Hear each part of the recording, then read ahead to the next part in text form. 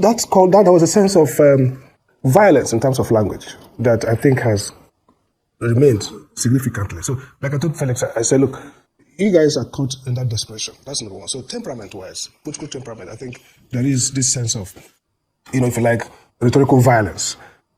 But I don't think that's even looking at a structural analysis of Felix's sentence. I agree with him that it does not immediately point to any idea of physically harming P2B. I don't think. I think that reading is suggested by the context of APC's politics. And some people are saying we've seen whether APC or PDP under Obasanjo or under APC some level of violence, even killing Bolige. We've seen Dokubo. We've seen different things happen. We've seen political opponents die, even in Lagos and elsewhere. So the idea of threats that could crystallize is not too far-fetched within the Nigerian political history. So that also informs the hysteria on the part of the obedient to say, look, yeah, on the face it might look like this doesn't mean much, but really look, embed it within the Nigerian political history. And you see a cause for alarm. So that has to be seen that this perhaps is read within the landscape of what I said from 2014 to date of APC's rhetorical violence, if you like. We've seen arrests here and there of persons who have probably said things that under Buhari, we saw it. Students said, "Oh, our money is being stolen," and or the first lady is looking bigger than he was, and this student was picked up and locked away for weeks. So that's really the context here, in my view. And again, maybe Felix should have come out to say, "You know what? I didn't say this, and if he suggested, I withdraw it. That's not what I meant." I mean, that would have perhaps put an end. So I also saw the part of Felix's sense in which the APC, Felix and some of the spokespersons are thoroughly pissed off with Mr. P2B for just one reason. He talked about opposition party. There seems to be no opposition party in Nigeria today. Not the PDP, not the Labour Party. But P2B has emerged, and perhaps New Year with greater resolve to be that opposition leader. I mean, I read a tweet from who is not his fan, saying that P2B is actually the one who is now opposition leader, and not even Atiku Abubakar, who came top ahead of him in the election. So P2B is now the real opposition to the Bola Tinubu administration. And so the physician around him, the obvious kind of anger at the things he say, which never crossed any line, by the way. I mean, everything he said in that broadcast is what you expect. I mean, we're watching what's going on in the UK, in the US. We see how opposition leaders, pieces up the policy of government, even when those policies are well-meaning, they don't have a right to turn it upside down, to caricature those policies, and to say bad things about those policies. That's not crossing the line. In the same vein, the opposition is also right. The ruling party, and Felix is right, to call P2B a voodoo economist. It doesn't mean it is true, but that's fair speech. That's fair attack to say, oh, you're a voodoo economist. Or say, look, this guy is, like somebody says, a purveyor of misery. And all. Those are fair speech in a political context, because you are making the other guy look bad. But what's not fair is when you trade towards maybe mobilizing violence. And in a sense, if in the context that Felix said that, he said there'll be consequence. That consequence in the Nigerian context will be rightly read as maybe that their arrest, maybe the state is now going to move against this person. Because really, there's already a consequence. The consequence that you're opposing him, the consequence that you are countering what he has said. So basically, there's a consequence is needless to that center. And that's what created the problem for Felix. His other analysis, his other engagement, attack against P2B are within, are reasonable and fair to attack the guy who's attacking their policy as party. That's a good thing to do. But when you say there's consequence, it's really a superfluous language there, because what other consequence should exist for political speech rather than counter-political speech? That's really the problem. And that builds back to the political temper and understanding about politics.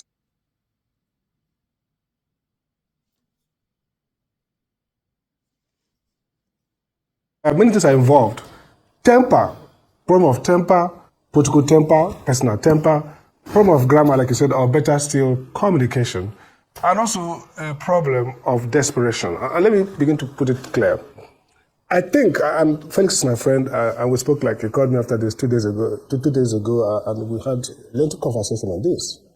And as I put that tweet immediately after that happened, Felix is a reasonable and intelligent fellow. We were together as graduate students and worked together in Sarah. He set up the first socioeconomic human rights center in this country of note. So I don't expect him to be part of a kind of conspiracy or a motor park, animus against an opposition candidate. But that's himself. But he's now caught into a political culture I think that APC as a political party, maybe structurally, maybe ideologically, or maybe temperamentally, has, in my fair view, some degree of rhetoric that when they're in opposition, the former Minister of Information, very reputable lawyer and activist, we saw the kind of rhetorics and rhetorics, if you like, thrown at Jonathan and all kinds of names, including clueless, drunk. I think somebody as powerful, brilliant, and entrenched as Malame Rufai once tweeted that Jonathan has gone to plan another terror attack. It was on the tweet. So there was a sense of violence in terms of language that I think has remained significantly. So, like I told Felix, I said, look, you guys are caught in that desperation. That's number one. So, temperament-wise, political temperament, I think there is this sense of, if you like, rhetorical violence. But I don't think that even looking at a structural analysis of Felix's sentence, I agree with him that it does not immediately point to any idea of physically harming P2B. I think that reading is suggested by the context of APC's politics. And some people are saying, we've seen whether APC and PDP under Obasanjo and under APC, some level of violence, even killing Bolige, we've seen Dokubo, we've seen different things happen, we've seen political opponents die, even in Lagos and elsewhere. So the idea of threats that could crystallize is not too far-fetched within the Nigerian political history. So that also informs the hysteria on the part of the obedient to say, look, yeah, on the face it might look like this doesn't mean much, but really look, embed it within the Nigerian political history. And you see a cause for alarm. So that has to be seen, that this perhaps is read within the landscape of what I said from 2014 to date of APC's rhetorical violence, if you like. We've seen arrests here and there of persons who have probably said things that under Buhari, we saw it, students said, our money has been stolen, and the first lady is looking bigger than he was. And this student was picked up and locked away for weeks. So that's really the context here, in my view. And again, maybe Felix should have come out to say, you know what, I didn't say this, and if he suggested I would do it, that's not what I meant. I mean, that would have perhaps put an end. So I also saw on the part of Felix a sense in which the APC, Felix and some of the spokespersons are thoroughly pissed off with Mr. P2B for just one reason. He talked about opposition party. There seems to be no opposition party in Nigeria today. Not the PDP, not the Labour Party. But P2B has emerged, and perhaps New Year with greater resolve to be that opposition leader. I mean, I read a tweet from Reno, who is not his fan, saying that P2B is actually the one who is now opposition leader, and not even Atiku Abubakar, who came top ahead of him in the election. So P2B is now the real opposition to the Bola Tinubu administration. Well, Nigeria's ruling party, the All Progressives Congress, last Tuesday issued a statement denying that its National Publicity Secretary, Felix Morka, said anything during a recent interview here on Arise News to threaten the life of former Labour Party presidential candidate, Peter Obi. Obi had, in a post titled, "Have I Really Crossed the Line?" shared on his X handle a day earlier, alleged that Morka had issued the threat in question following his criticism of President Bola Tinubu's administration in the New Year message. Well, on Wednesday, the APC spokesman was on the morning show here to double down on his denial that he issued any death threat. You just played back the tape of the interview I had with this station, in which a very specific question was put to me. And the question, because when you play the tape, it's important for the viewers to understand the question I was responding to. I was not speaking in a vacuum. I was responding to a very specific question put to me during that interview by your colleague. And the question was this: you have hit back with a volley of attacks, calling Peter Obi a prophet of doom. Some of you have said he is always embarking on voodoo economics that are not in line with the current realities. Do you think this is a slingshot that has gone beyond normal politicking?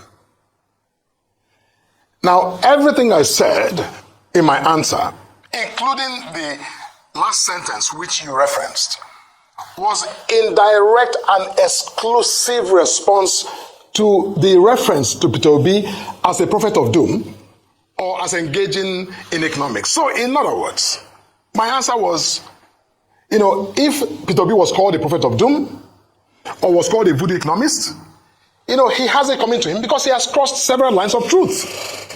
End of story. End of story. There's nothing else to suggest in those words that I said in the moment of an interview that, saying Peter B has been, speaking a lot of, falsehood, quite frankly. He says he has received death threats. From who exactly? Could it be that your statement, it was a form of incitement, to pro-Tinubu, pro-administration persons? No. You see, he who alleges must prove. If Peter B says anyone threatened him, he must, beyond just saying I've been threatened, Peter B, I think he, for a man in his standing, he should adduce or, supply some evidence of those who threaten him. Because if anyone threatened Peter B, we shouldn't be having a conversation in your studio. The law enforcement system should be looking for those who threatened Peter B's life. So, but the point, I want to make two major points. One is that I, Felix Morka, did not threaten Peter B. Nothing I said in that interview begins to even suggest remotely that, Peter B, I was asking anything. Other than saying to the man who was asking me a question, he said, you guys are calling him prophet of doom or, voodoo economist. And I said, well, you know what, if that's what it's called, he has, he deserves it because he's crossed the line of truth. Now, I don't know by what medium or by what, effort do you then transmogrify that conversation into a threat to Obi's life and the life of his family or those around him. Well, we're now being joined here on the morning show by Dr. Sam Amadi, a lawyer, public affairs analyst, and director, Abuja School of Social and Political Thought, to look at that back and forth and the manner of deployment of language in partisan politics, which can make or mar Nigeria's dogged march to genuine constitutional democracy. Good morning, Dr. Amadi. Good to have you join us on the show as usual. Thank you so much, Steve. Thank you. Good morning. Good morning. Thank you indeed, and Happy New Year to you. It's the first time I'm speaking with you in the new year. All right. Thank you. Thank you very much. We'd like you to weigh in on what has been happening over a few days. I'm sure that you must have followed every bit of it. The deployment of language, and in this particular instance, between the National Publicity Secretary of APC, Felix Morka, and of course the candidate of Labour Party in 2023 general elections, Mr. Peter Obi. A few things have been said. Voodoo economist, prophet of doom, cross the line of truth. What precisely are we dealing with here? Is it strictly about grammar? Is it about, politics that is in the air? Is it about the fact that the ruling party thinks that Labour Party and not the PDP is actually the main opposition party? You've listened to Mr. Morka. He has denied issuing any threat. He says no threat whatsoever was suggested. Do you think that he has succeeded in clarifying the issues? Or is this a matter of you go explain tire? What are your thoughts? And so the physician around him, the obvious kind of anger at the things he say, which never crossed any line, by the way. I mean, everything he said in that broadcast is what you expect. I mean, we're watching what's going on in the UK, in the US. We see how opposition leaders, pieces up policies of government, even when those policies are well-meaning, they don't have a right to turn it upside down, to caricature those policies, and to say bad things about those policies. That's not crossing the line. In the same vein, the opposition is also right. The ruling party, and Felix is right, to call Peter Obi a voodoo economist. Doesn't mean it is true, but that's fair speech. That's fair attack to say, oh, he's a voodoo economist. Or say, look, this guy is, like somebody says, a purveyor of misery and all. Those are fair speech. in a political context, because you are making the other guy look bad. But what's not fair is when you trade towards maybe mobilizing violence. And in a sense, if in the context that Felix said that, he said there'll be consequence. That consequence in the Nigerian context will be rightly read as maybe there'll be an arrest, maybe the state is not going to, move against this person. Because really, that's already a consequence that you're opposing him, the consequence that you are countering what he has said. So basically, there's a consequence is needless to that center, and that's what created a problem for Felix. His other analysis, his other, engagement, attack against P2P are within, are reasonable and fair to attack the guy who's attacking your policy as party. That's a good thing to do. It's superfluous language there, because what other consequence should exist for political speech rather than counter-political speech? That's really the problem. And that builds back to the political temper and understanding about politics. That's because Nigerian politics is inherently transactional. Nigerian politicians have not developed the communication ability to stay in the fight, in the ideological fight, in the communicational fight. Stay there, hit, take back, and hit and take back. So because it's transactional, they want a closure. And often that closure is to abuse, that closure is to arrest. So if somebody says something nasty or something that is really depressing about your good intentions as a politician, in real political engagement, you continue that fight at the level of rhetoric. You counter them again. But the Nigerian politicians, because they don't have ideological commitment and therefore don't even develop the communicational capacity and patience, the grit to stay on the communication. The next is to foreclose communication, label that statement, say, look, you are a security threat, find a way to deal with you, find a way to arrest you, and that's what P2B is talking about. It's typical of our politics, and it's going to be dangerous for us as we get to 2027 for two reasons.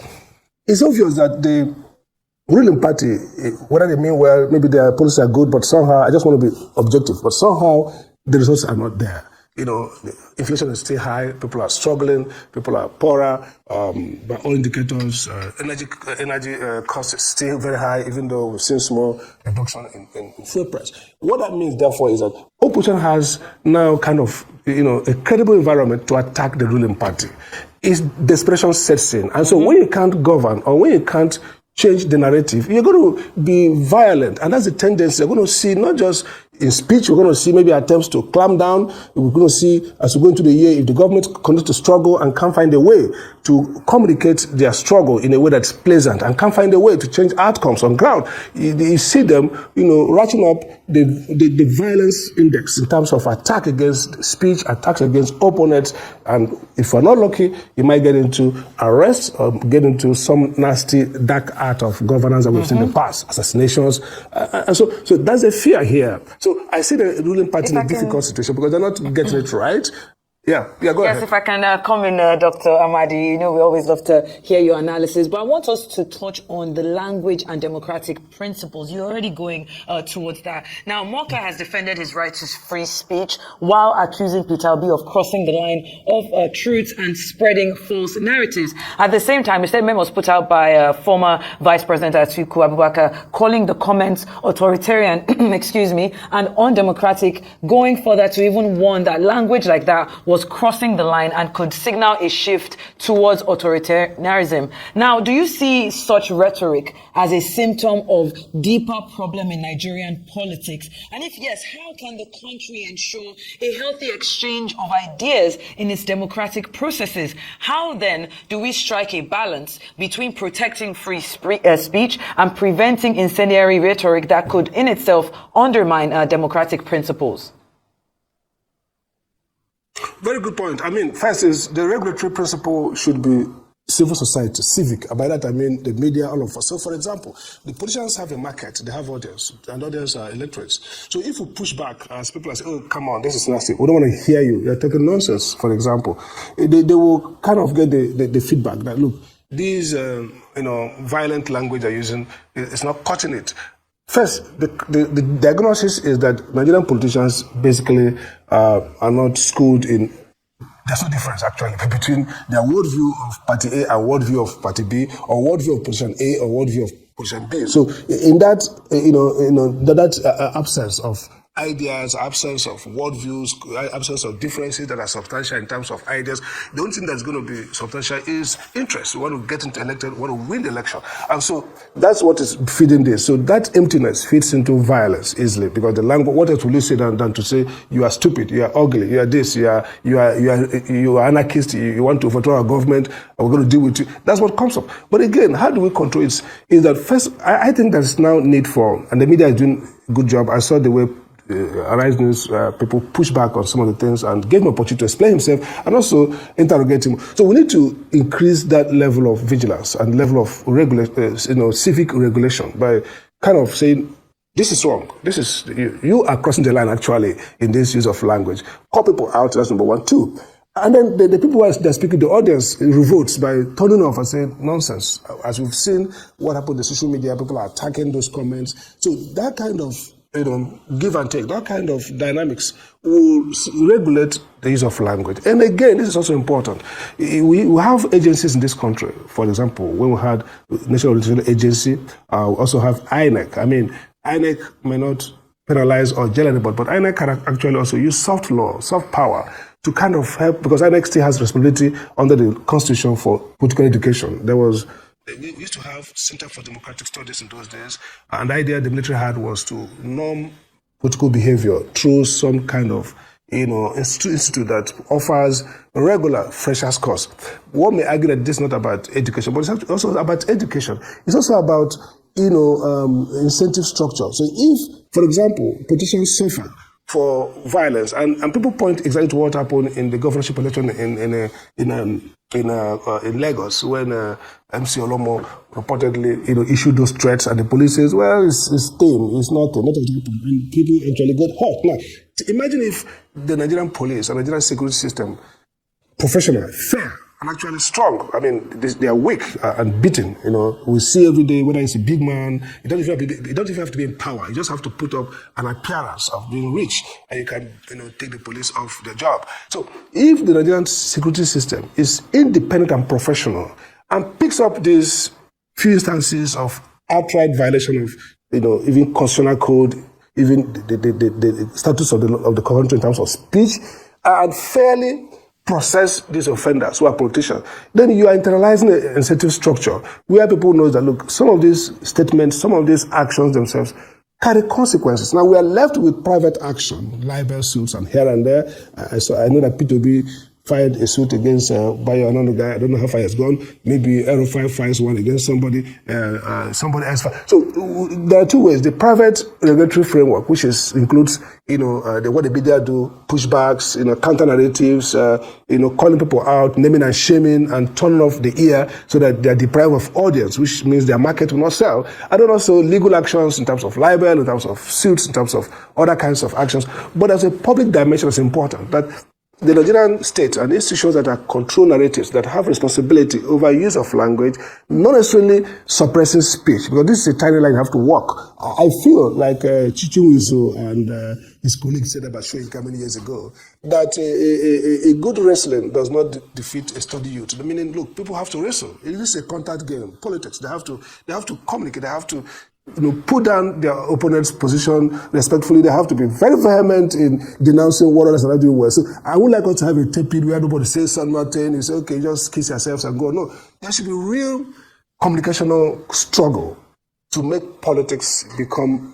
bring out the issues and let people know what the issues are. But at the same time, there should be a sense in which we know that anybody who procures violence against another person will have to answer to the law. I think that's really what's missing here, that politicians actually have leeway. There's no accountability structure, whether in the informal sense of the media and all of us tuning off and blacklisting those who deliberately, stoke violence against either ethnic groups or individuals, or that's one level of, disincentive, or the state moving in and, calling them to order. So, but I think really that what kind of exaggerated what Felix Morka said is actually the existing sense of, fight, necessarily fight over P2B and Tinubu's government, that this weaponization, the sense that P2B, in my view, probably roiled the Tinubu people by going to Lagos and defeating Tinubu. This is historic. Don't forget that Tinubu has never lost an election in Lagos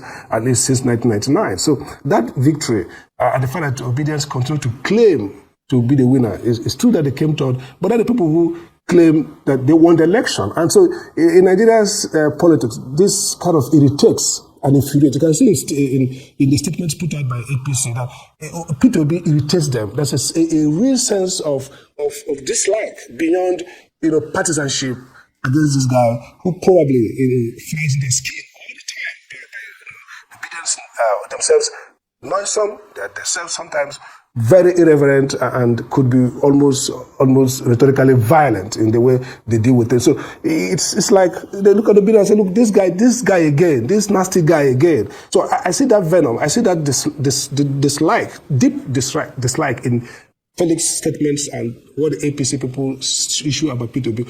But I didn't see that, look, this guy has taken time to think that's going to harm this man. No, I think it was a careless phrasing in his last comment, which you could take back and say, if it was a misunderstanding, I take it back. I didn't mean it, and that probably could have, helped to solve this crisis. But the bigger picture here is that they have to accept that, look, we're going to have a P2B do these things on and on as we go into 2023.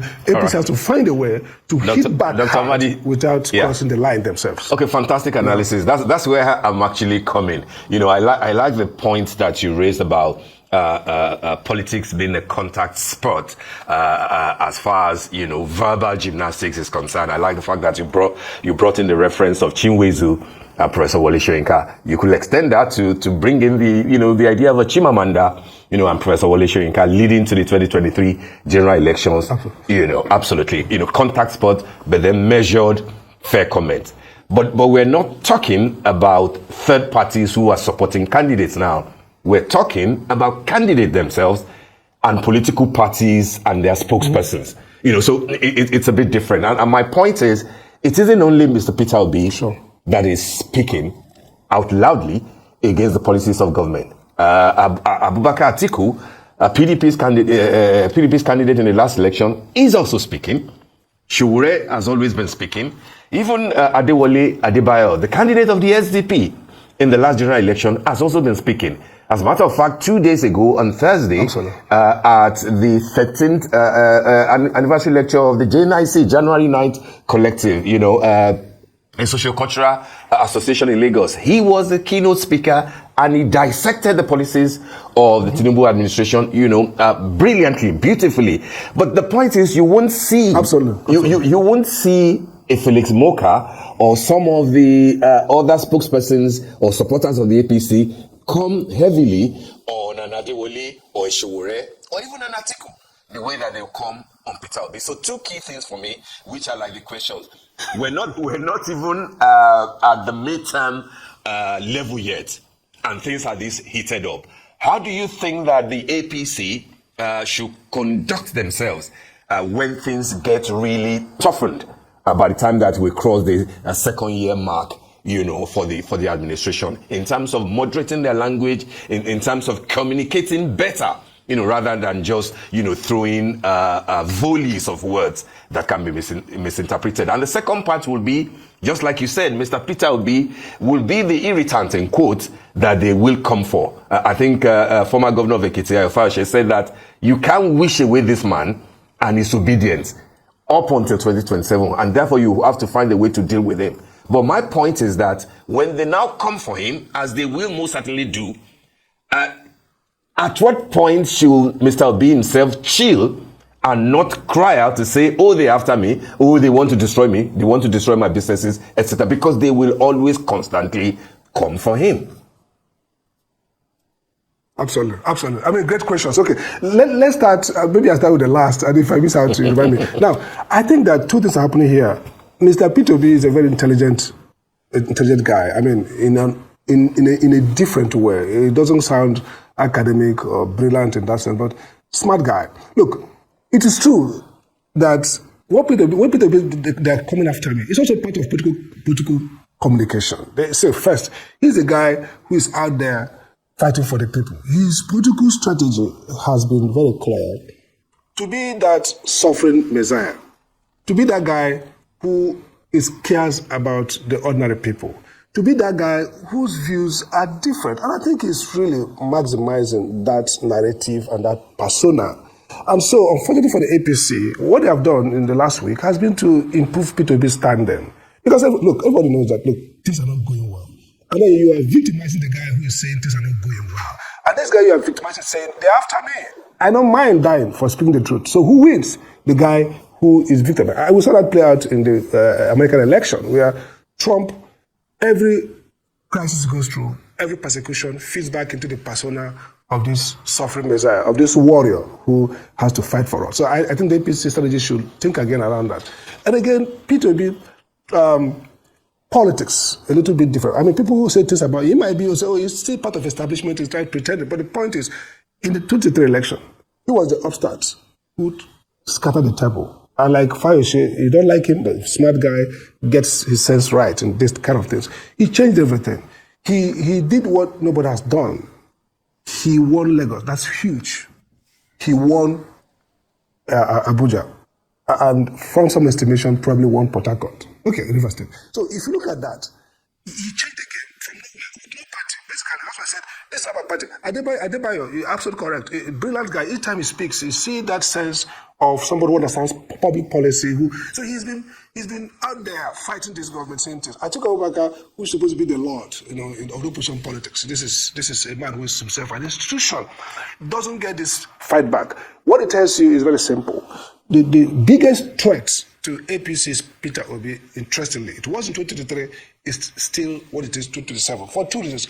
Either Peter Obi goes out and wins the next election, or he becomes the pathway for an Atiku Abubakar to win, or Kopanso, or any other person. So Peter Obi is central to whether APC keeps the power or not. And they know that they're not dumb. They know that, and if it's possible to extinguish him, I don't mean physically, politically, they would do that immediately, because that's the real threat they have. Now back to also what the party should be doing. I've said before that APC's, how it's formed, the two temperaments that came in. Don't forget APC, dominantly the Buhari's platform and Tinubu platform largely, and then a rump of angry PDP and APGA here and there coming together. The two tendencies are violent tendencies. It doesn't mean they are progressive, they may have great ideas, but historically, you saw the way Buhari and his people play their politics. You saw the way Tinubu also used these structures in Lagos to keep his political relevance. And so they need to relearn. I think a APC reflex would be to be violent. I don't mean physically, maybe not, but I mean in the sense of, look, we can't tolerate this. How do we bump these guys off our lane? So it won't be like PDP in 2014. And I will tell people, PDP in 2014, PDP has always had a very temperate, national look, jolly platform, and it has been its undoing in 2014 because they couldn't face the avalanche of attack from APC with the way APC is responsive. So APC is going to come up strong. It's in their DNA. They're going to come up. The question then is, what will balance? What will give up? So I have fears as we run to 2027 that we're going to see a renewed era of real violence now. And the question then is, what can pull back? Three things I think may happen. I think that the fact that that level of violence may not work. Again, look at the guys, the kids on the block, on the APC side. You see Ganduje, who's the chairman. You've seen the president himself, who is a tough guy, who understands this dark art and has played this game deep. You see the governor of the Topos of Denmark, who himself is a game man on that level. You see now Wike, part of this. So nothing will stop APC from deploying those dark cards. And because governance does not respond to politics easily, I mean, the odds, the economy may not get better in a significant way, things may not work well, the global economy may come in and help to shape the outcome. So they may be left with nothing but some kind of what we call in Nigeria ruffle. How will P2B, Atiku, and these opposition figures, how would they play their card? I want to discount the parties. The parties don't count here. PDP, Labour Party, I discount them. I look at P2B, Atiku Abubakar, Adebayo, and Kopanso, all these guys are the people that count. How would they play their game? So their response to what I predict will be APC's pro-violence approach, because really, by character, by nature, and by what they are gathered together, by the guys who define their strategy, I don't see them being that nice like PDP. I see them, deploying all their firmament to try to pull down these guys one way or the other. And I've not seen the government itself, focus on changing governance. I mean, the time is still there to change outcomes, but the configuration of government, in my view, and the guys who are running things, I don't see where they're going to fetch fresh initiative, innovation to turn things rapidly around.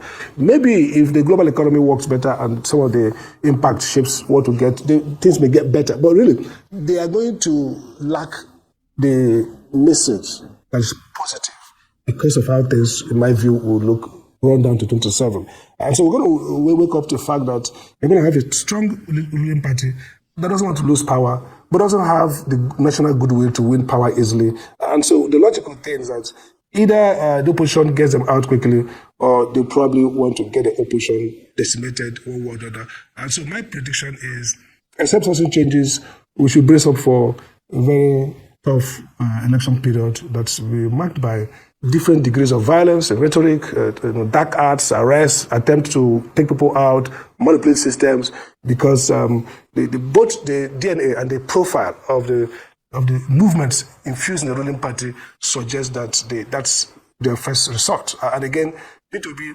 as part of why they thought he didn't win the election, some of his supporters that he didn't man up enough. And it looks like, as the game goes further, he probably is going to man up in a more significant way. His New Year message is a sense of saying, here I stand, they want to kill me, something like that, but I'm going to stay in this, I'm going to fight on this, I'm going to, he reinforced it a few days ago, saying, look, I'm fighting for the common people, I'm fighting against this situation, I don't know what it costs me. So are we going to see a more defiant P2B who will now, by that defiance, draw some of the people who are saying, look, this guy has some ideas, but doesn't have the grit, doesn't have the dark side to come out. Maybe in 2025 we'll see a different kind of P2B, a different kind of obedient movement, but unfortunately, I think it's not good for the moral climate of our politics, because it means that we might see a high degree of violence in terms of rhetoric, and oftentimes violence in rhetoric and politics leads to actual violence. That's really the problem here. All right, Dr. Sam Amadi, brilliant submissions as always. And by the way, is that a shade of Isiagu you're wearing? we were talking about it. Yeah. I just came up. Yeah, it is. I just came back from the Christmas and the Christmas blues are still fading gradually. All right, then. Thank you so much, Dr. Sam Amadi.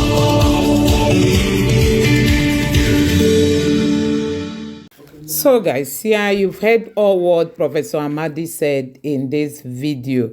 We all know that Morka made these statements and everything is on record. So he's trying to dodge what he said.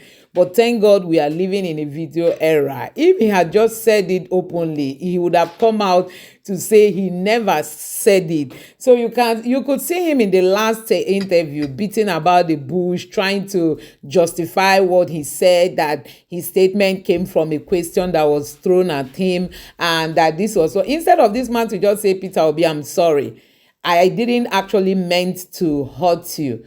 But the way the statement went, it's as if it's a direct, attack on Peter Obi's person. Please, I'm sorry, but the APC cannot do it.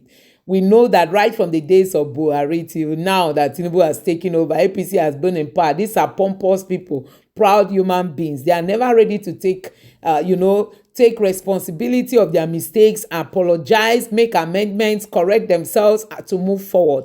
They will claim rights even when they are wrong. This is a party that doesn't mean well for Nigerians. So if you are a Nigerian and you are still whining and dining with the APC, you are an enemy to this country, honestly. This is a government or a party that has ruined Nigeria. They've run Nigeria to taking Nigeria backwards. So some people will say 100 years backward. We thought with Tinubu that things will get better. When INEC announced him, we're thinking that, okay, a southern president, let's see. But it has been proven that people didn't vote for him. We all know that. Nigerians didn't vote for him. INEC did its own bidding, and you can see the result of it. So, guys, let me know what you think about this in the comment section below. Please don't forget to subscribe to the channel and turn on the notification bell. Please give this video a like so that YouTube can recommend it to others. And drop your thoughts in the comment section below. Thank you.